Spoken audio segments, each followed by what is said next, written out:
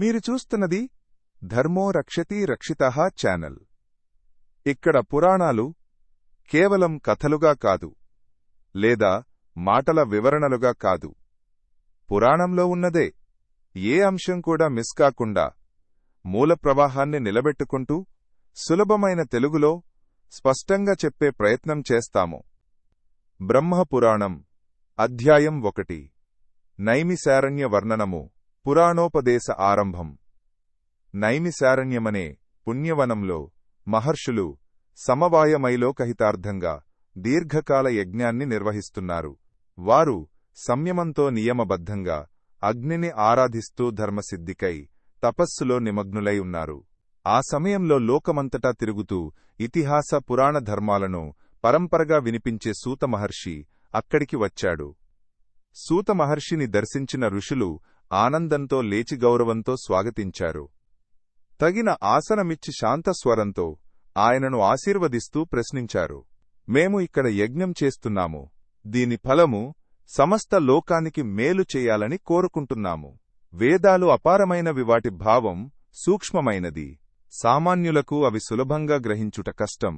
కాబట్టి వేదార్థాన్ని సులభంగా తెలిపే పురాణ కథలను మాకు ఉపదేశించండి. ధర్మం ఏది, అధర్మం ఏది, సృష్టి ఎలా ఏర్పడింది, లోకవ్యవస్థ ఎలా నిలుస్తుంది, ఇవన్నీ సంప్రదాయంగా మీరు విన్నదంతా యథాతథంగా చెప్పండి అని వారు ప్రార్థించారు. అప్పుడు సూతమహర్షి వినయంతో ఇలా పలికాడు. తాను వేదవ్యాస మహర్షి సమీపంలో పురాణాలు, ఇతిహాసాలు శ్రద్ధగా విన్నాన నిఋషి పరంపర ద్వారా వచ్చిన బోధను మార్చకుండా గ్రహించానని చెప్పాడు. వ్యాసుడు లోకహితార్థంగా పురాణాలను విస్తరించాడని, వాటిలో బ్రహ్మ పురాణం సృష్టి ఆరంభం, లోకాల స్థితిదేవతల కర్తవ్యాలు, ఋషుల ఆచారం, తీర్థక్షేత్రాల మహిమ మరియు ధర్మాచరణ మార్గాన్ని సమగ్రంగా తెలియచేస్తుందని వివరించాడు. ఈ పురాణాన్ని శ్రద్ధతో వినేవానికి పాపక్షయం కలుగుతుందని, ధర్మబుద్ధి బలపడుతుందని, జీవితం సార్థకమవుతుందని చెప్పాడు. తదుపరి సూత మహర్షి నైమిసారణ్య మహిమను వివరించాడు. ఈ వనం సాధారణమైనది కాదని, విష్ణు చక్రం పడిన పుణ్యభూమిగా ఇది ప్రసిద్ధి చెందినదని చెప్పాడు.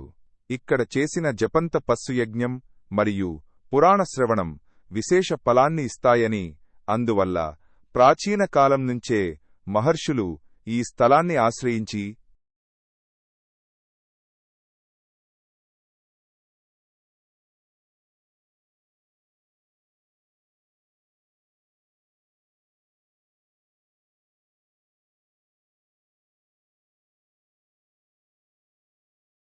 బ్రహ్మపురాణం అధ్యాయం 2 పురాణ శ్రవణ మహాత్మ్యం. ధర్మఫల నిరూపణ. నైమిసారణ్యంలో సమావేశమైన మహర్షులు సూత మహర్షి మాటలు విన్న తరువాత మరింత వినయంతో, ఆసక్తితో కూర్చున్నారు. వారి మనస్సులు ప్రశాంతంగా మారాయి. యజ్ఞాగ్ని సమీపంలో కూర్చుని పురాణ శ్రవణం వల్ల కలిగే ఫలం ఏమిటో తెలుసుకోవాలని కోరారు. అప్పుడు సూత మహర్షి వారి అభిలాషను గ్రహించి పురాణాల మహత్తును యథాతథంగా వివరించడం ప్రారంభించాడు. వేదాలు అపారమైనవని, వాటి భావం గంభీరమైనదని ఆయన చెప్పాడు. వేదార్థాన్ని గ్రహించడానికి దీర్ఘకాల అధ్యయనం, కఠిన నియమాలు అవసరమవుతాయని, అది అందరికీ సాధ్యం కాదని వివరించాడు. అందుకే వేదార్థమే పురాణాల రూపంలో లోకానికి అందించబడిందని తెలిపాడు. పురాణాలు కథల రూపంలో ఉన్నప్పటికీ అవి ధర్మసారాన్ని మోసుకొస్తాయని, వినేవారి బుద్ధిని శుద్ధి చేస్తాయని స్పష్టంగా చెప్పాడు. పురాణాలను శ్రద్ధతో వినేవాడికి పూర్వకృత పాపాలు క్రమంగా క్షయమవుతాయని సూత మహర్షి తెలిపాడు. అతని మనస్సులో ధర్మబీజం మొలకెత్తుతుందని, జీవితం సరైన మార్గంలో ప్రవహిస్తుందని వివరించాడు. రాజులు పురాణాలను వినితే వారు రాజధర్మాన్ని తెలుసుకుంటారని, ప్రజలను ధర్మబద్ధంగా పాలిస్తారని చెప్పాడు. గృహస్థులు వినితే తమ కర్తవ్యాన్ని గుర్తించి కుటుంబాన్ని ధర్మమార్గంలో నడిపిస్తారని, యతులు వినితే తత్వజ్ఞానంలో స్థిరపడతారని వివరించాడు. ధర్మమనేది కేవలం కర్మకాండ మాత్రమే కాదని, లోక వ్యవస్థను నిలబెట్టే ఆధారమని సూతమహర్షి స్పష్టంగా చెప్పాడు. రాజులు ధర్మాన్ని విడిచిపెడితే ప్రజలు దుఃఖానికి లోనవుతారని, అన్యాయం పెరుగుతుందని తెలిపాడు. ధర్మం క్షీణించిన చోట భయం, కలహం, వ్యవస్థ పెరుగుతాయని, ధర్మం నిలిచిన చోట శాంతి, ఐశ్వర్యం, సంతులనం ఉంటాయని వివరించాడు. పురాణ శ్రవణం యొక్క అసలైన ప్రయోజనం మనిషిని తన స్వార్థం నుండి బయటకు తీసుకువచ్చి లోకహిత దృష్టిని కలిగించడమేనని సూత మహర్షి చెప్పాడు. కర్మఫల సిద్ధాంతాన్ని గ్రహించినవాడు తన ప్రతి కార్యాన్ని ధర్మబద్ధంగా చేయడం ప్రారంభిస్తాడని వివరించాడు. అందుకే పురాణాలను వినడం యజ్ఞఫలానికి సమానమని, కొన్ని సందర్భాలలో దానికంటే శ్రేష్టమని కూడా పురాణాలలో చెప్పబడిందని తెలిపాడు. ఈ విధంగా ఈ అధ్యాయంలో పురాణాలు ఎందుకు అవతరించాయో, అవి ఎవరికీ ఎలా ఉపకరిస్తాయో, ధర్మం లోకంలో ఎలా స్థిరపడుతుందో సంప్రదాయ ధారలో వివరించబడింది. ఇక్కడితో బ్రహ్మపురాణంలోని 2వ అధ్యాయం సంపూర్ణమవుతుంది. అధ్యాయం 3 సృష్టి ప్రక్రియ వర్ణన. ప్రళయం నుండి లోక వ్యవస్థ వరకు. ప్రళయకాలంలో ఈ సమస్త జగత్తు లీనమై ఉండేది. స్థూలమైన భూమి లేదు, విస్తారమైన ఆకాశం కనిపించదు, దిక్కులు తమ విభాగాన్ని తెలియజేయవు, కాలము తన గమనాన్ని ప్రకటించలేదు. సత్వం రజసంతమసం అనే గుణాలు సమస్థితిలో నిలిచిపోయాయి. అప్పటికి జీవులన్నీ తమ తమ కర్మబీజాలతో అవ్యక్త రూపంలోనే నిలిచివ్యక్తమైన భేదాన్ని పొందలేదు. అటువంటి ప్రళయాంత సమయంలో పరమాత్మ సంకల్పమాత్రంతో సృష్టి ప్రవాహాన్ని ప్రవర్తింపజేశాడు. ఆ సంకల్పం వల్ల ముందుగా మహత్తత్వం వ్యక్తమైంది. మహత్తత్వం నుండి అహంకారం ఉద్భవించింది. ఆ అహంకారం సత్వరజసతమస అనే 3 విధాలుగా విస్తరించింది. సత్వాంశం నుండి దేవతల స్వభావం మరియు జ్ఞానేంద్రియాల తత్వం ఉద్భవించాయి. రజోంశం నుండి క్రియాశక్తి ప్రవర్తించింది. తమోంశం నుండి పంచభూతాల సూక్ష్మతత్వాలు పుట్టాయి. ఆ సూక్ష్మతత్వాల నుండే స్థూల సృష్టి ప్రారంభమైంది. ముందుగా శబ్దతన్మాత్ర ఆధారంగా ఆకాశం వ్యక్తమైంది. ఆకాశం నుండి స్పర్శతన్మాత్రతో వాయువు ఉద్భవించింది. వాయువు నుండి రూపతన్మాత్రతో అగ్ని వ్యక్తమైంది. అగ్ని నుండి రసతన్మాత్రతో జలం ఏర్పడింది. జలం నుండి గంధతన్మాత్రతో భూమి స్థిరపడింది. ఈ విధంగా పంచభూతాలు స్థూల రూపం పొందాయి. పంచభూతాల ఆధారంగా లోకాలు ఏర్పడ్డాయి. పైలోకాలు, మధ్యలోకాలు, అధోలోకాలు తమ తమ లక్షణాలతో స్థిరపడ్డాయి. దేవతలు సత్వప్రబల స్వభావంతో పైలోకాలలో నివసించారు. మనుష్యులు రజోగుణ ప్రభావంతో భూమిలో నివసించారు. ఇతర జీవజాతులు తమోగుణ ప్రభావంతో తగిన స్థలాలలో స్థిరపడ్డాయి. ప్రతి జీవి తన పూర్వకర్మ ఫలానుసారంగా స్థానం పొందింది. అప్పుడు పరమాత్మ తన తేజస్సు నుండి బ్రహ్మను వ్యక్తపరిచాడు.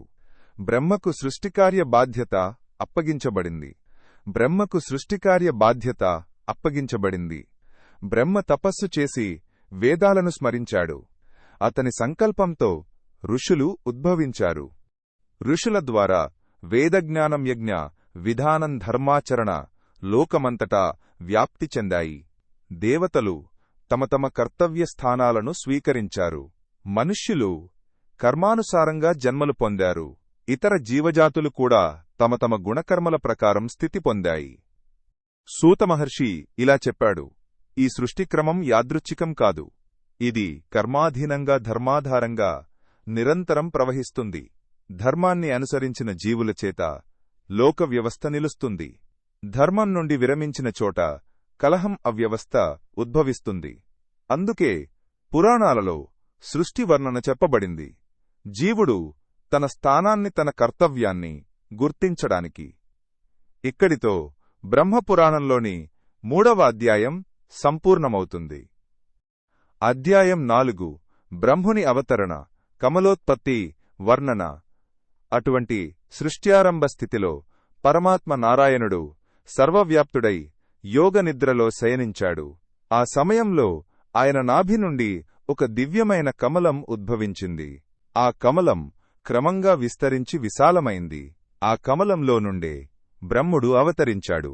అతడు స్వయంభువుడై 4 ముఖములతో సృష్టికార్యానికి నియోజితుడై ప్రత్యక్షమయ్యాడు. బ్రహ్ముడు తాను ఎక్కడి నుండి ఉద్భవించానో తెలియక ఆశ్చర్యంలో పడ్డాడు. దిక్కులు తెలియవు, పైకి కిందకి అంతం కనిపించలేదు. అప్పుడు అతడు కమలనాళంలోకి ప్రవేశించి మూలాన్ని అన్వేషించేందుకు ప్రయత్నించాడు. దీర్ఘకాలం తపస్సు చేసినప్పటికీ ఆ మూలం తెలియలేదు. చివరకు అతడు తన స్థానం గ్రహించి కమలంలోనే స్థిరంగా కూర్చుని పరమాత్మను ధ్యానించాడు. తపస్సులో లీనమైన బ్రహ్మునికి పరమాత్మ దర్శనమిచ్చాడు. సృష్టి కార్యాన్ని నిర్వహించమని ఆజ్ఞాపించాడు. అప్పుడు బ్రహ్ముడు ఆ ఆజ్ఞను శిరసావహించి సత్వరజస్తమోగుణాల ఆధారంగా సృష్టిని విస్తరించాడు. వేదాలు అతని హృదయంలో ప్రకాశించాయి. వాక్స్వభావం ద్వారా శబ్దబ్రహ్మ ప్రవర్తించింది. ఆ తరువాత బ్రహ్ముడు మానసిక సృష్టిగా సనకసనందన సనాతన సనత్సుజాతులైన కుమారులను సృష్టించాడు. వారు వైరాగ్యంతో బ్రహ్మచర్యాన్ని అనుసరించారు. సృష్టి విస్తరణకు వారు నిరాసక్తులై ఉండటంతో బ్రహ్ముడు మరలా సృష్టి విధానాన్ని ఆశ్రయించాడు. అప్పుడు అతని సంకల్పం ద్వారా ఇతర ప్రజాపతులు అవతరించారు. సూత మహర్షి ఇలా చెప్పాడు: ఈ విధంగా బ్రహ్ముని అవతరణ తపస్సు పరమాత్మ ఆజ్ఞ సృష్టికారి ఆరంభం పురాణాలలో వర్ణించబడింది. ఇది లోక వ్యవస్థకు మూలకారణమై కర్మ ప్రవాహాన్ని స్థిరపరుస్తుంది. ఇక్కడితో బ్రహ్మపురాణంలోని 4వ అధ్యాయం సంపూర్ణమవుతుంది. ఇదే బ్రహ్మపురాణంలోని ఈ అధ్యాయం వరకు. వింటూ ఉన్న సమయంలో మీకు ఏదైనా సందేహం వచ్చిందా, లేదా ఇంకాస్త స్పష్టంగా చెప్పాలి అనిపించిందా? కామెంట్స్లో తప్పకుండా తెలియచేయండి. ఇలానే